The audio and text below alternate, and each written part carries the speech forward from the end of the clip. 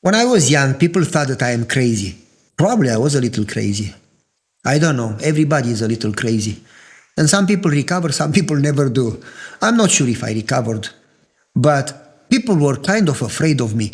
Not because I would beat them or do anything like that, but I would play pranks on them. For instance, in the church, from the balcony where the choir was located, I would watch who sleeps during the sermon, and I would have a tube and rice, and I would shoot them in the head with rice. Or, many times, when we would go camping, I would put, while they were sleeping, I would put jelly jam in their shoes. Or warm water on their mattress when they would wake up. They thought they had an accident. Or I would put shaving cream on their faces, and in the morning it was dry, and girls thought that they were too much in the sun and now their skin is peeling off. And I would do this type of things again and again and again, and I never missed ideas. And people thought that I am crazy. He's crazy. He will never change. Do people change? How does change happen? Can you be in this area and then change in that area? Can you do this job and then that job? Can you be crazy and then normal?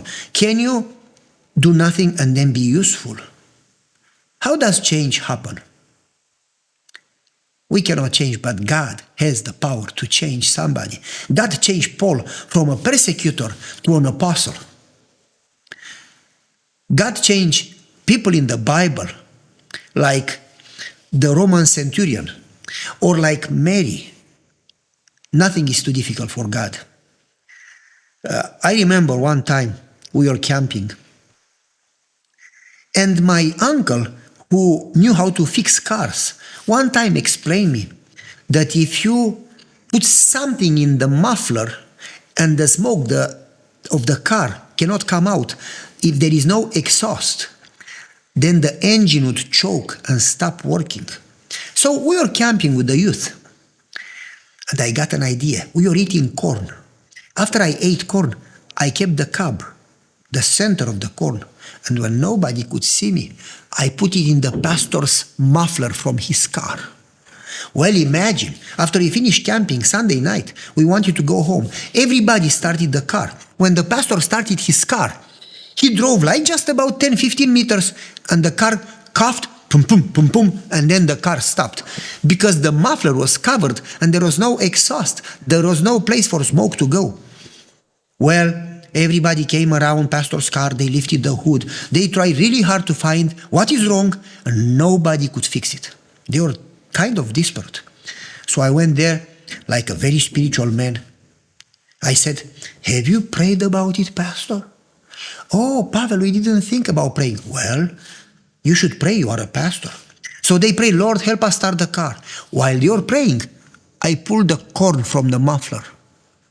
And then after they prayed, when they opened their eyes, when he tried, the car started. Wow, miracle! One of the kids didn't close his eyes during the prayer, and he saw me taking the corn off the pastor's muffler.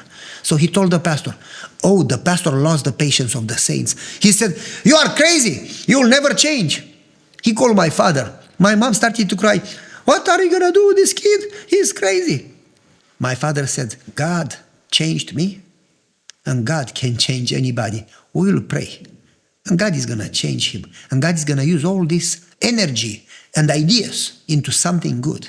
God has the power to turn something bad into something good, a curse into a blessing, a loss into a victory."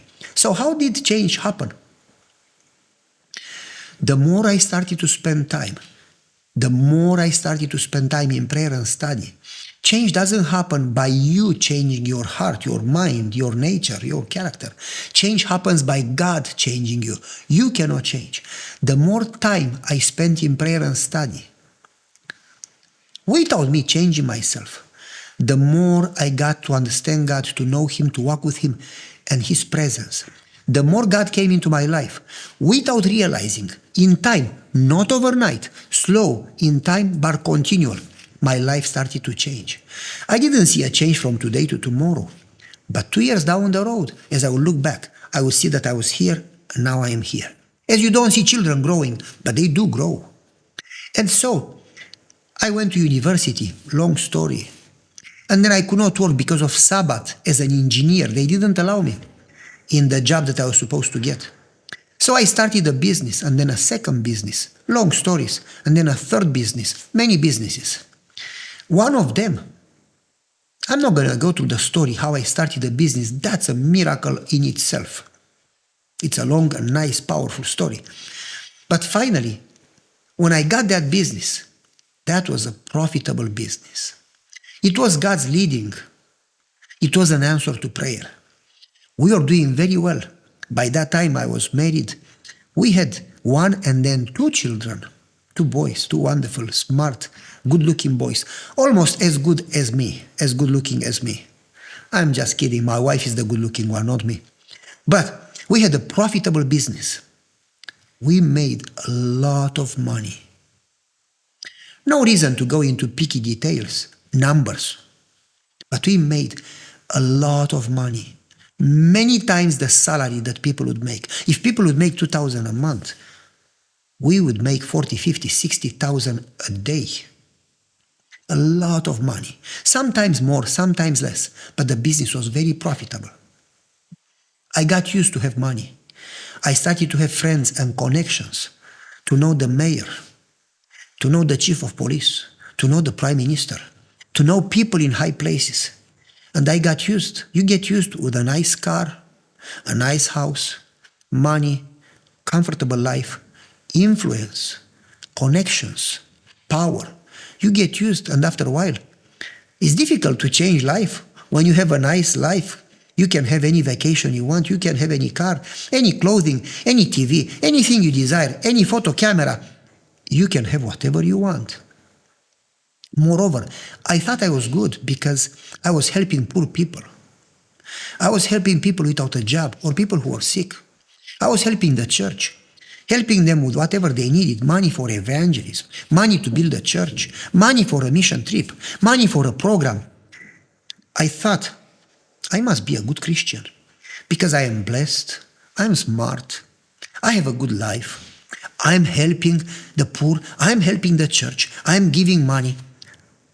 And while I thought I was humble, without even realizing, I was kind of full of myself, proud.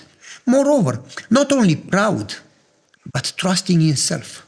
People that accomplish something, they start to trust in themselves. They think that they are wise. They think that they did it, not God bless them. So I thought that I'm smart, I am wise, I know how to make money. I started to trust myself, to trust my mind, my methods, my business, my plans, trust my thinking. And so I became a little stubborn. I know how to do this. If people would propose something, no, this is how we do it. It was my way, no other way. So I became not only proud, but when I had money and power, I became stubborn like a donkey. Nobody could argue with me. If they would argue, they would lose because I had the money, so I was the smart one. But God has a way to turn things around.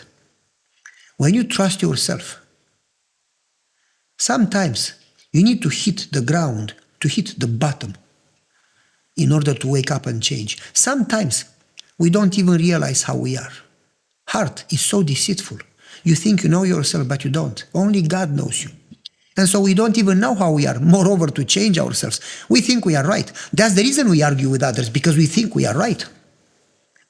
And God allows challenges and crises to wake us up and to change us, because we will never change. We will never learn patience unless somebody would bother us. So we will have opportunities to exercise patience. We will never learn faith unless we go through a crisis. We miss something and we need it, and so we have to live by faith. How can you need faith if you don't have any need? You exercise faith when you need something and you don't have it.